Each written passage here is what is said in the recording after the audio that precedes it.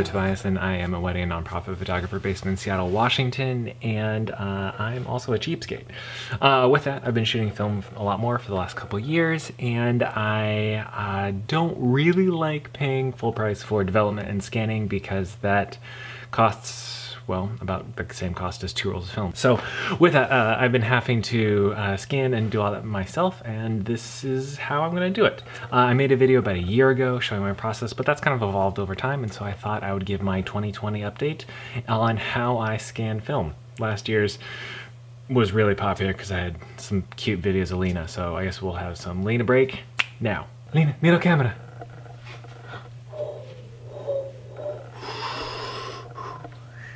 Alright, so I'm back. So I am going to start by scanning some medium format film. I'll do some 35 because it's a slightly different system for me, but I'm going to use we'll start with the medium format here. So with that, I use the Lomography Digizilla mask to scan my film, and so I'm going to have it here, and let's put on a glove. I'll put it here on this light table just to make it a little bit easier to find. So you open that up, and right in here, as such, and then I'm going to take this set of photos from Bali. I shot this on my Mia 6, so there are 12 photos per roll, so each little section has 3 photos in it. This particular camera, the 3 photos really like exactly the size of the Digizilla, so you have to be careful how you line it up to make sure it all fits in the window. And then you take this thing, set it right on top, and close it. And now right here, as you can see, I have this, it's extremely flat and it sees straight through, and it's ready to go. So then that will go right over here into the scanner. And so I use an Epson V600 scanner when I'm scanning, and with that, you're using the Digizilla, so it doesn't actually have its like baseline. So with that, you can see where the film theoretically would go if you're using the standard tracks, which it looks just like this. This is the one that comes with the scanner, which is fine. I just find for medium format that the Digizilla does a much better job of holding things flat. I also have the Digizilla for 35, but I don't really like it, so I end up using the original. So I don't use this one, but so it goes around here. I just have to set it right in the right spot, right in on top of there, and then also make sure to clean off the top section here with your, because if you don't, those little lines is where the scanner takes a reading of light, and so if it screws it up, it can have these like blue streaks that come all the way through. So once that's done, door closed, and then we'll open up the scanning program. So once that is situated on there and exactly how I want it, I'm going to open up View Scan, and we're going to set up or go through how we do the scanning itself. So what I'm going to do is I use a program called Negative Lab Pro, and so I do all of my scanning in as a positive using the V600, and then in Lightroom I'll transition it into being I'll flip it. So it's going to look wrong now, but we'll fix it in a little bit.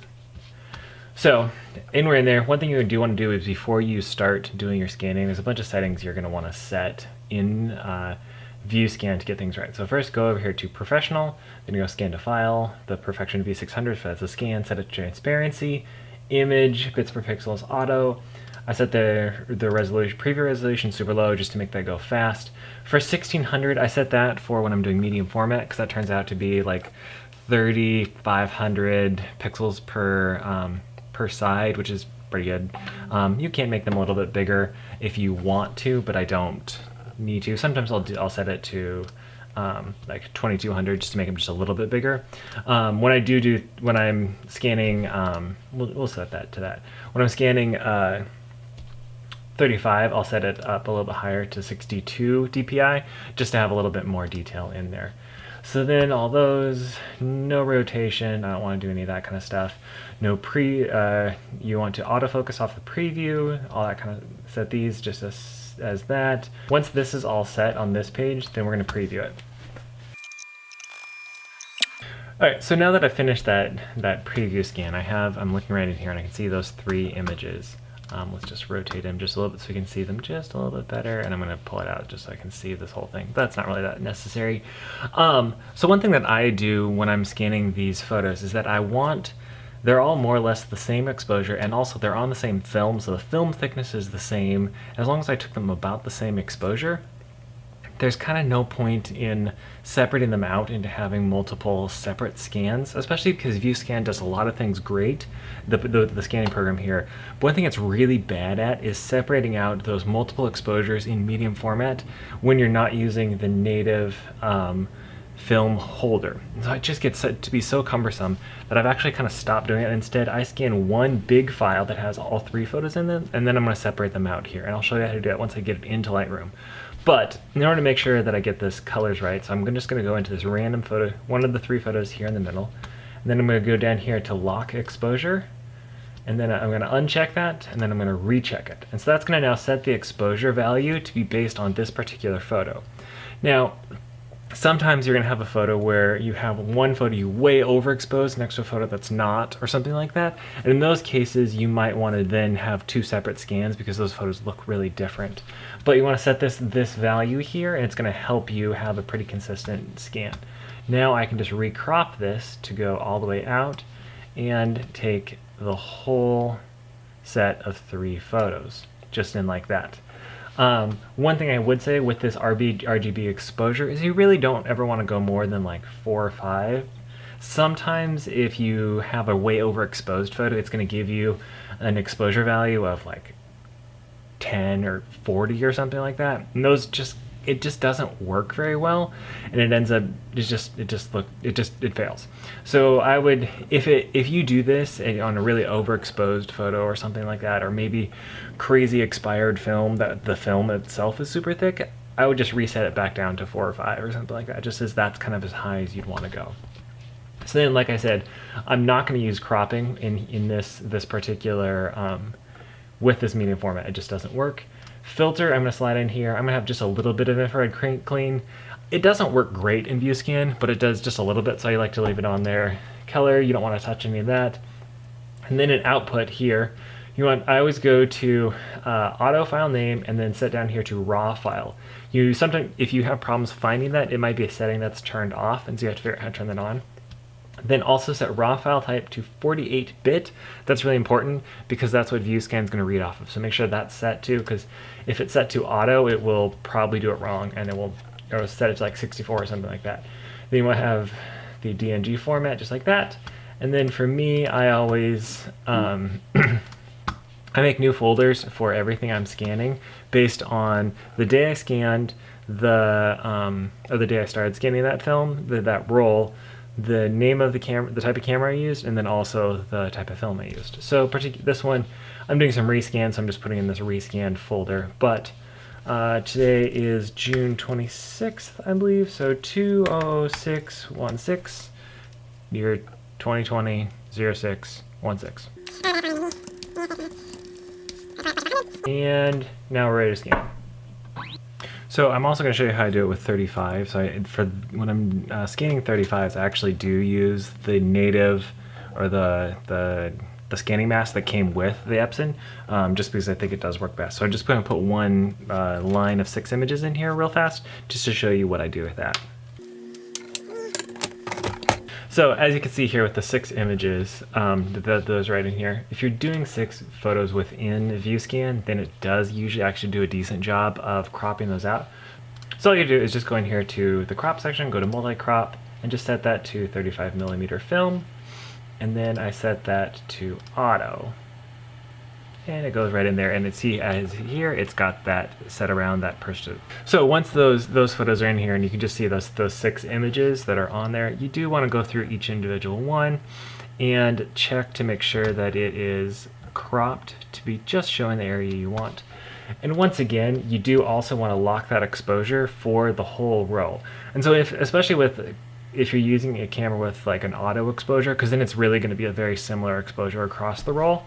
So I'd usually just take the first one, make sure that that is cropped correctly, and I'll just go back and uncheck the lock exposure and recheck the lock exposure. So you can see here that it's set now correctly. And then just quickly walk through and check and make sure that those crops look good. I will say, if you are shooting, or if you're scanning a roll and there's less than 6 images here in Vuescan, sometimes it does not do as good of a job of separating out the individual frames.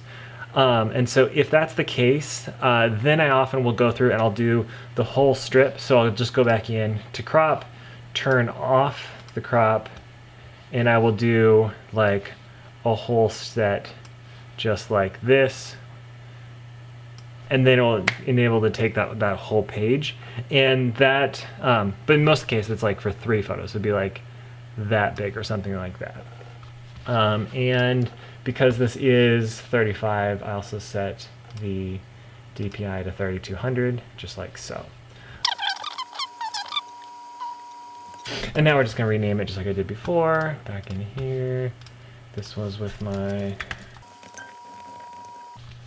and we will scan those images. All right, so now that I have finished all those scans, I'm going to import them into Lightroom. So all I do is pop over to where, and I'm just gonna add a couple keywords in here. I just do simple things of, I'll go through this. So in this case, I usually would add more keywords if I'm doing all the same role of like camera, location, if it's like one location, film type, those kind of things, but I don't in this case, so I'm just gonna do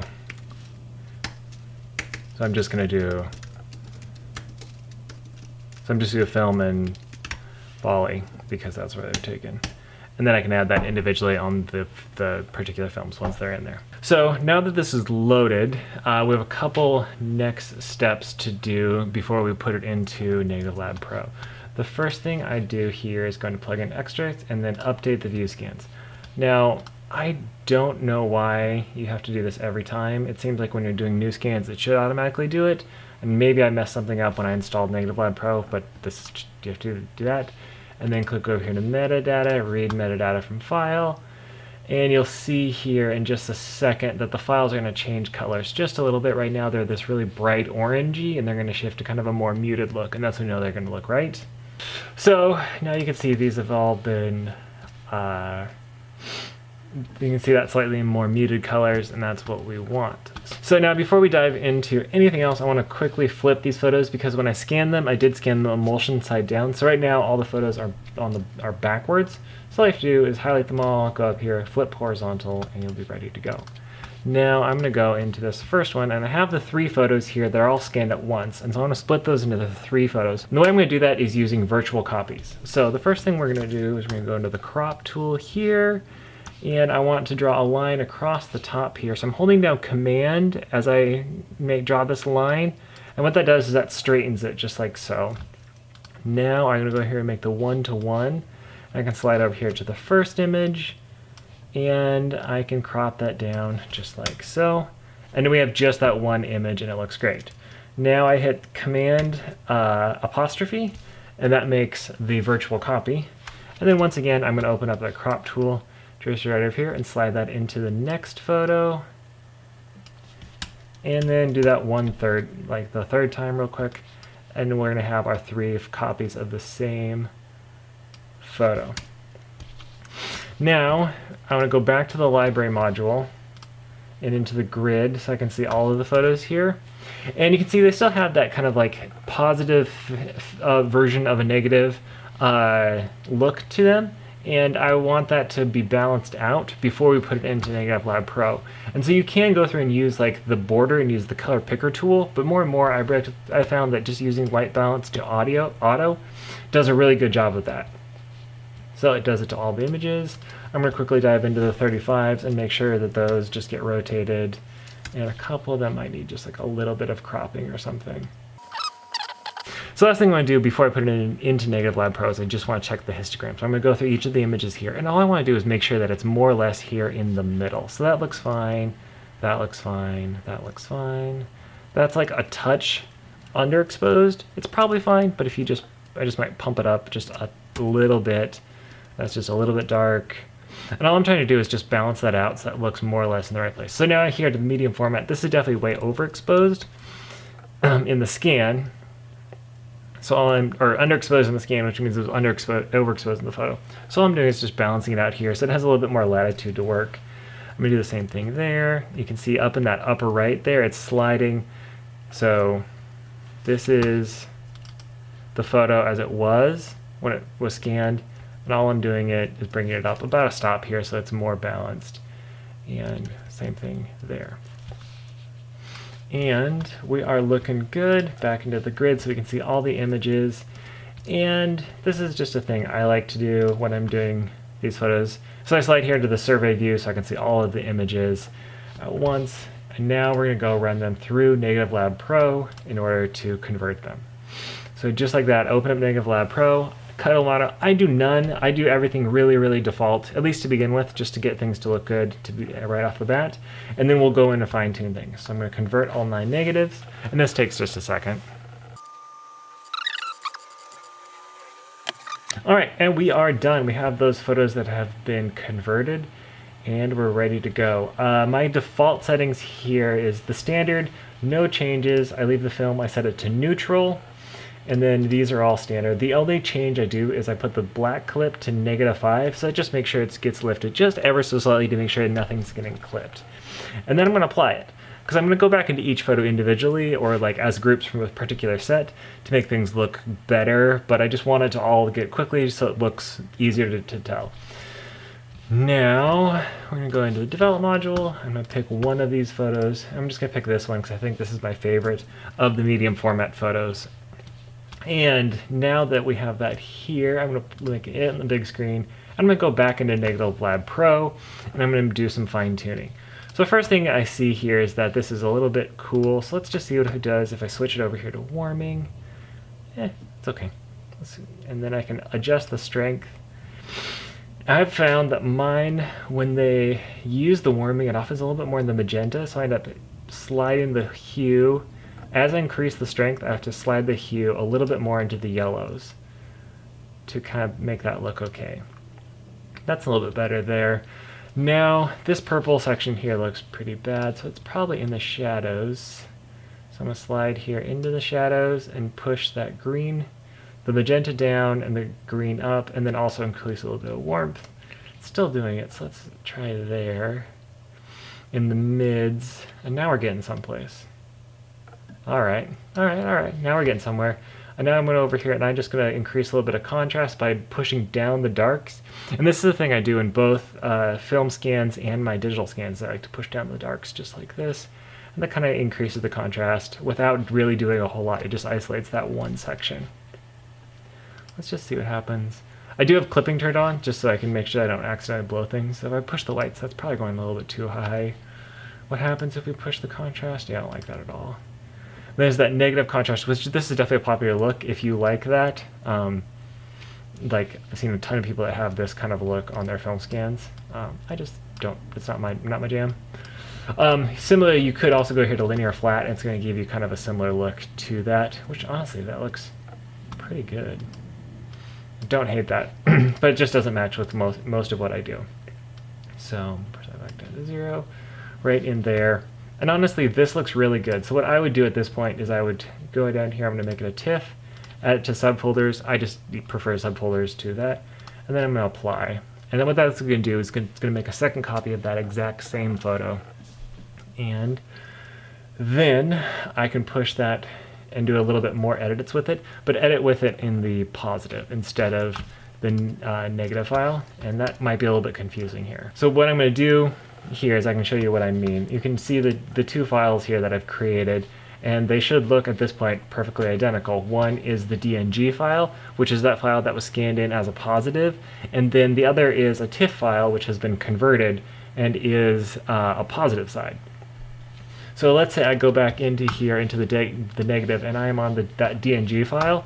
If I go over to the normal Lightroom panel and I make any adjustments, it's opposite, and it's just like you can't make any changes here. You can only really make those changes within Negative Lab Pro proper. But if I go here, I've made that TIFF positive, and it's the same if you make JPEGs. I just like to use the TIFF because it's a higher quality file, which means you have a little bit more playability. That said, the file is also huge. So if you're just doing like photos of friends and stuff, then it probably doesn't matter. Just make them JPEGs, have fun with it, don't overthink it. But if it's stuff you're going to use for printing, for portfolio work, then higher quality is generally always better.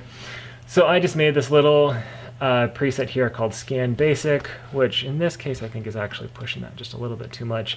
But I just like what it does to the tone curve. So I have a little bit of a tone curve improvement. I have a touch of more texture, a touch more clarity, a touch more vibrance, a touch more saturation, just because I like that slightly more bold film look. Then it bumps up the tone curve just ever so slightly, just pushing those midtones, those upper midtones just a little bit higher. And then also in the detail, I add sharpening. I should really change the settings. That's probably too much. And a little bit of sharpening. Sometimes I do have to add a little bit of noise reduction in here. But honestly, this photo looks pretty good. That's pretty much right what I'm going for. And so similarly, we can slide back over here into one of the 35s. So we have this photo, this first photo here of Lena and Erica. And I'm going to do the same thing. I'm going to go back into Negative Lab Pro, just like I did before. And I think that this is probably also wants some warming to it. Let's make it a little bit darker to accentuate that a little bit. I'll pull down the darks. Alrighty, we're looking a lot better right there. Probably a little bit more warmth. Maybe that's looking better. Those mids are a little bit, in this case, let's actually add a little bit of magenta into the midtones. And let's pull down the lights just a little bit. And maybe in the highlights add just like a touch of the blue tones back in there. No, that doesn't work. Let's do 1 and let's do -1. See what that does. Let's see if we can push that. See if that does it. It's okay. And now we're going to the shadows, and we're gonna add a little bit of yellow and a little bit of green. I think that's gonna look okay. I don't know. I still don't love it, but I'm just going to roll with it. So similar deal. In this case, I probably would just go to JPEG, make that copy in there. Now, one thing that would be helpful, because I'm not actually going to make that right now. So now if I take this whole set of photos, and I can either do this here within the library module or within the develop module, but I can go back and I can actually apply those same settings. So this, especially being is that it was shot on a point and shoot camera, so all the settings are going to be more or less the same. It's going to do a pretty good job of evening these out. I can go back in here and I can sync the settings, and that will take these same settings that I just applied to this first photo, and it should then apply it to all of these photos here. And you can see how now that those contrasts are popping back into those photos, and they actually look pretty good right there. Sync scene is to take all of the calculations that are applied to that photo and apply them over the. I would only use sync scene if it's a photo that you made sure that the lock exposure was the same thing. So whether you locked exposure and you did the entire roll the same, or you locked exposure for the entire set of 6 or 12 photos that you scanned at once. And then also that it was shot in the same time in the same place, because it really can get funky really, really quickly. So it's only if it was like you took 2 photos, bam, bam, and you want them to be exactly the same, then I'd use sync scene. Otherwise, I use sync settings, and I kind of go from there. So, but that's kind of how we can make that work. There's one other thing you can do with Negative Lab Pro before you'd either make the TIFF or the JPEG file, and that's you can actually apply some special color treatments into it. And so those would be right over here. You have to preload those and download them from the website. But if you go over, they'll be here in the Negative Lab Pro section, and you'd have the ones that are scanner. Right now, there are only 4. There's this one that's the Crystal NLP, the one for the Frontier, the Pack-On, and the Gamut correction. I really actually like the look of the Crystal the best. That's the only one I actually enjoy. So I've just set that as one of my favorites here. So then I can go and just click that and click that. And it just does a little bit of a color adjustment that I do actually find appealing. And then once that's been done, you can go back and go into Negative Lab Pro and create the TIFF file or a JPEG file.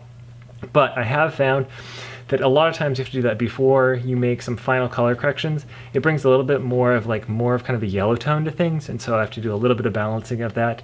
Also, it does not work to do that before it's converted the first time. So convert it and then make the change and then adjust it and then make the TIFF. So I hope that helps.